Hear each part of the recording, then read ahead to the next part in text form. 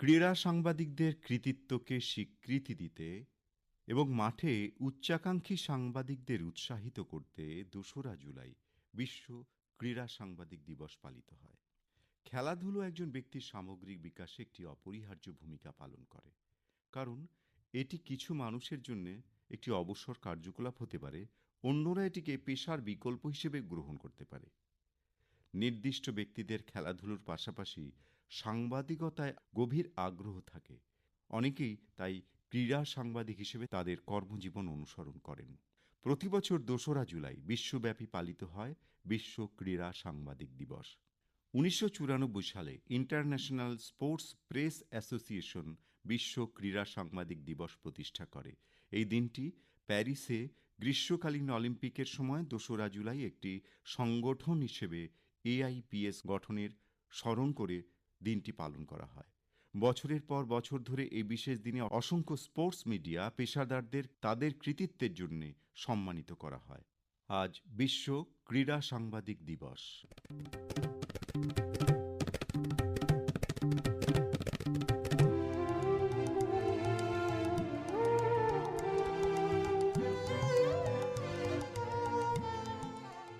বর্ষা ঋতু অসহনীয়, গ্রীষ্মের তাপ থেকে খুব প্রয়োজনীয় স্বস্তি নিয়ে আসে। তবে এটি প্রচুর স্বাস্থ্য চ্যালেঞ্জ নিয়ে আসে, যা আপনাকে এই সুন্দর ঋতু উপভোগ করতে বাধা দিতে পারে। আর্দ্রতা এবং বৃষ্টিপাতের বৃদ্ধি বর্ষার বিভিন্ন রোগ এবং অসুস্থতার জন্য একটি ক্ষেত্র তৈরি করে। বর্ষায় ম্যালেরিয়া রোগের সৃষ্টি হয়। ম্যালেরিয়া প্লাজমোডিয়াম পরজীবী দ্বারা সৃষ্ট একটি মশাবাহিত রোগ। বর্ষাকালে স্থির জলে মশার প্রজনন বেড়ে যায়।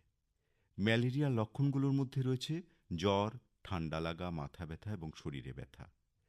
সেই জন্য কোথাও জল জমতে দেওয়া যাবে না। এছাড়াও মশাবাহিত আরও একটি রোগ হল ডেঙ্গু। এটা বর্ষাকালে ছড়িয়ে পড়ে। উচ্চ জ্বর অর্থাৎ হাই টেম্পারেচার, তীব্র মাথা ব্যথা, জয়েন্ট এবং পেশিতে অস্বস্তি, ত্বকে ফুসকুড়ি বেরোনো এই লক্ষণগুলির মধ্যে রয়েছে। এখানে ওই এক মশার বংশবৃদ্ধি যাতে না হয় তার চেষ্টা করতে হবে। এছাড়াও রয়েছে ফ্লু এবং সর্দি কাশির মতো ভাইরাস, বর্ষা মৌসুমে বেশি দেখা যায়। যখন কেউ কাশি বা হাঁচি দেয় তখন এই অসুস্থতাগুলো সহজেই ছড়িয়ে পড়ে। সুতরাং ফ্লু সর্দি কাশি হলে মাস্ক ব্যবহার অবশ্যই প্রয়োজনীয়। টাইফয়েডও বর্ষার একটি রোগ বলে মনে করেন বিশেষজ্ঞরা। টাইফয়েডের সংক্রমণ দূষিত খাবার এবং জলের মাধ্যমে হতে পারে। এর ফলে জ্বর, ক্লান্তি, মাথা ব্যথা, পেটে ব্যথা হয়। সুতরাং বাইরের খাবার যতটা সম্ভব এড়িয়ে যাওয়াই ভালো। তাছাড়া রোগের প্রকোপ বেশি হলে পরে অবশ্যই চিকিৎসকের পরামর্শ নেওয়া প্রয়োজন। বর্ষাকালে বাড়ির আশপাশ পরিষ্কার পরিচ্ছন্ন রাখুন এবং স্বাস্থ্য সম্পর্কে সচেতন হন। সাধারণ এই সতর্কতাগুলো অনুসরণ করে এবং ভালো স্বাস্থ্যবিধি বজায় রাখার মাধ্যমে আপনি নিজেকে এবং আপনার প্রিয়জনকে সবচেয়ে সাধারণ বর্ষাকালীন রোগ থেকে রক্ষা করতে পারেন। নিজেকে সুস্থ ও সুখী রেখে বর্ষার সৌন্দর্যকে আলিঙ্গন করুন। মনে রাখবেন, প্রতিকারের চেয়ে প্রতিরোধ সবসময়ই ভালো।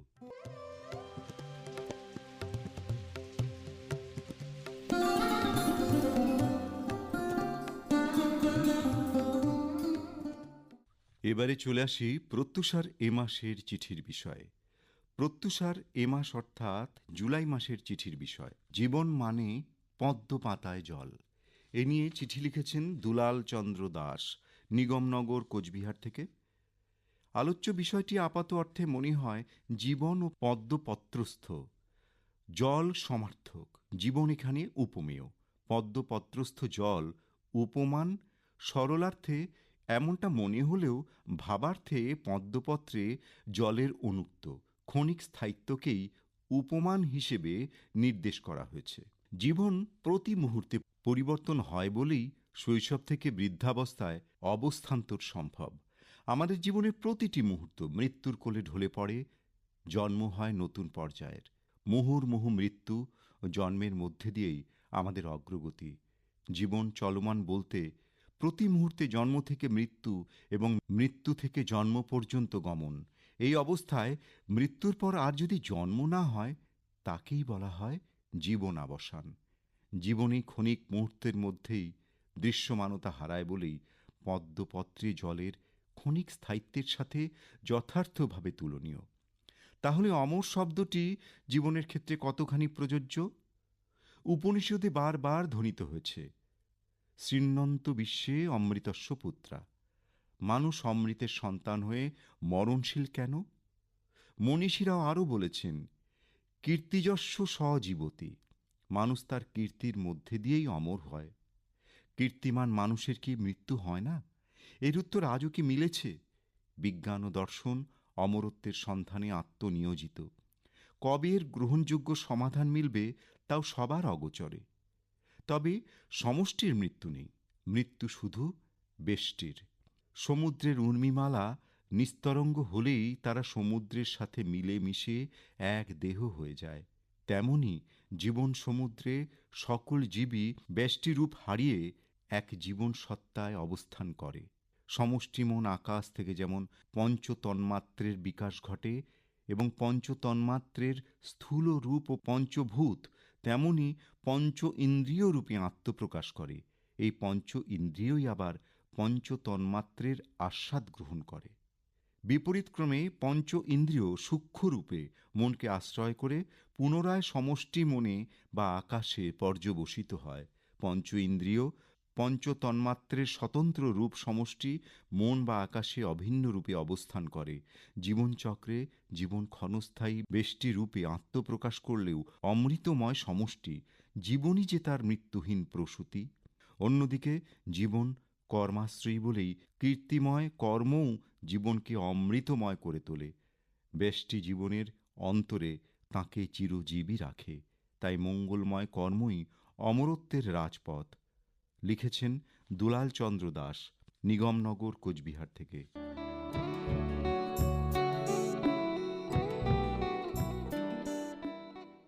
শীষ মোহাম্মদ শিশান, পাইকপাড়া, নলহাটি, বীরভূম থেকে লিখছেন, এবারের বিষয় দিয়েছেন জীবন মানে পদ্ম পাতায় জল।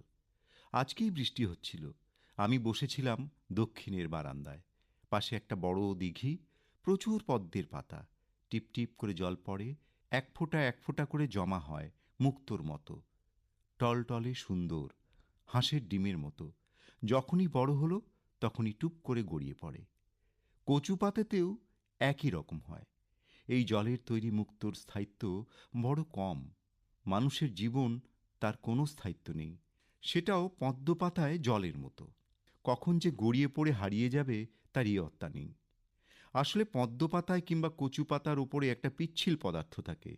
জল পড়লেই গড়িয়ে যায় এবং মুক্তোর মতো জলের বড় ফোঁটাটি হারিয়ে যায়। জীবনে চলার পথে এরকম পিচ্ছিল পথ অনেক আছে।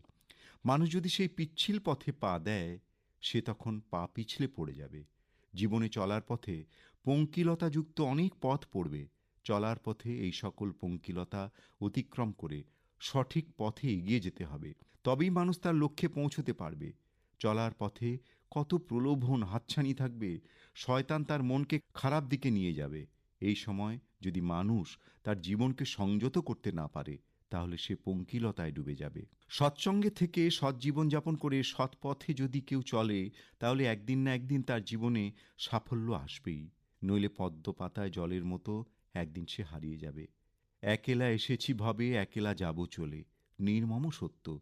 কিন্তু এই ক্ষণস্থায়ী জীবনে যদি কোনো ভালো কাজ করে যেতে পারি, তবে আমার জীবন সার্থক। একদিন হারিয়ে যাবে নদীর মতো, আসবে না ফিরে আর কোনো দিন। হারিয়ে যাওয়ার আগে এমন কিছু করো না বন্ধু, সবাই যেন তোমায় মনে রাখে। জীবনটা পদ্মপাতায় জলের মতো, কখন যে গড়িয়ে যাবে তার স্থিরতা নেই। আমি ছিলাম টিচার ইনচার্জ, পদটির স্থায়িত্ব কম। পদ্মপাতায় জলের মতো, এই আছে এই নেই। আমি তার জন্যে বলতাম, আমি কাউকে ভয় করি না, এই আছি এই নেই। যদি আমি কাউকে ভয় করি, তিনি হচ্ছেন আমার খোদা। আমি আদম পুত্র শীষ, আমি খোদাকে ছাড়া কাউকে করি না কুর্নিশ। লিখেছেন শীষ মোহাম্মদ শিশান, পাইকপাড়া, নলহাটি, বীরভূম থেকে।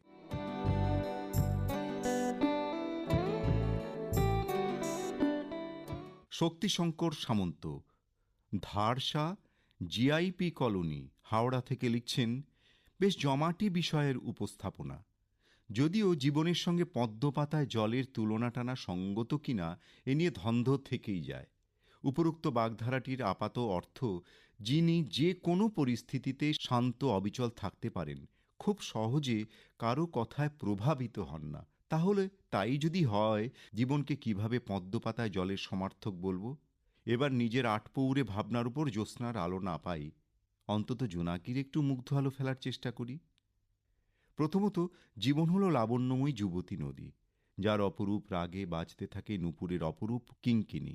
যে নদী আকাশের কাছে বার্তা পাঠিয়ে বলে, মেঘের সাথে আর লুকোচুরি নয়, এবার টুপ টুপ ঝমঝম সুরে নামিয়ে দাও মেঘের বাড়িধারা। আমি পরিপুষ্ট হই যাতে করে মানব জীবন প্রাণীকুল উদ্ভিদকুল জলধারায় স্নিগ্ধ হতে পারে। এটাও সত্য, মাঝে মাঝে বৃষ্টির অভাবে চাষি ভাইয়ের হাহুতাশ, বনানীর নৈশব্দ, ফল্গু অশ্রুধারা, নদী নিজেও আকুল কতভাবে। এই আকুলতা আমাদের জীবনকেও কতভাবে প্রভাবিত করে। এভাবেই চড়াই উতরাই পার হয়ে আমরা পথ হাঁটতে থাকি। হাঁটতে হাঁটতে পথের প্রতিটি বাঁকে দেখতে পাই স্নেহফুল, যারা তাদের অন্তরের ভালোবাসায় বৃন্ত দুলিয়ে আমাদের অভ্যর্থনা জানায়। আমরা পথেরই বাঁকে বাঁকে সানন্দে জেলে দিই জ্যোৎস্না ধোয়া সন্ধ্যা প্রদীপ। তাহলে বলো তো প্রিয় বন্ধু, আমাদের সুন্দর জীবনকে কেনই বা পদ্ম পাতায় জলের সঙ্গে তুলনা টেনে বলবো ক্ষণিকের জীবন আমাদের? এবং কেন বিচলিত হয়ে ভাববো আমরা আজ আছি কাল নেই? জীবনে দাগ তো রেখে যেতেই হবে, আর সেই দাগ কাটতে গেলে আমাদের এই নাতিদীর্ঘ জীবনে আমাকে প্রতি মুহূর্তে ভাবতে হবে, এই সুন্দর পৃথিবীরই আমি একজন। কত কাজ আমার, পদ্ম পাতায় জলের মতো কেন আমি টুপুস করে হারিয়ে যাব? লিখেছেন শক্তিশঙ্কর সামন্ত, ধারসা, জিআইপি কলোনি, হাওড়া থেকে।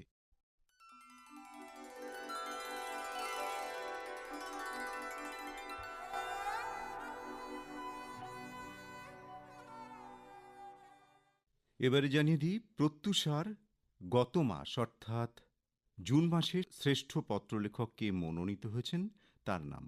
প্রত্যুষার গত মাস অর্থাৎ জুন মাসের চিঠির বিষয় ছিল বিপন্ন পরিবেশ, বিপন্ন ভবিষ্যৎ। এ নিয়ে বহু শ্রোতা তাদের মতামত সমৃদ্ধ চিঠি পাঠিয়েছেন আমাদের দপ্তরে। তার মধ্যে শ্রেষ্ঠ পত্রলেখক মনোনীত হয়েছেন সমিত বিশ্বাস, সূর্যসেন কলোনি, শিলিগুড়ি থেকে।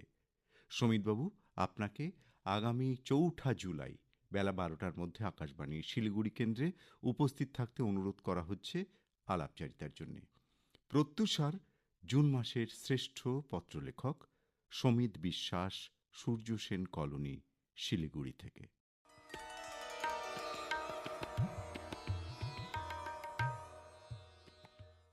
জীবন ক্ষয়িষ্ণু। এই ক্ষয়িষ্ণু জীবনে আমরা বর্তমানে বাঁচি, কারণ আগামীকাল বা ভবিষ্যৎ যে বড্ড অনিশ্চিত। যা কাল করব বলে ভেবে বসে আছি, তাকে আজকেই সম্পন্ন করতে হবে। জীবনের অন্তিম সময়ে যেন আমাদের আক্ষেপ করতে না হয় যে এমন মানব জমিন রইল পতিত, আবাদ করলে ফলতো সোনা। অতি সম্প্রতি ঘটে যাওয়া অঘটনগুলো যদি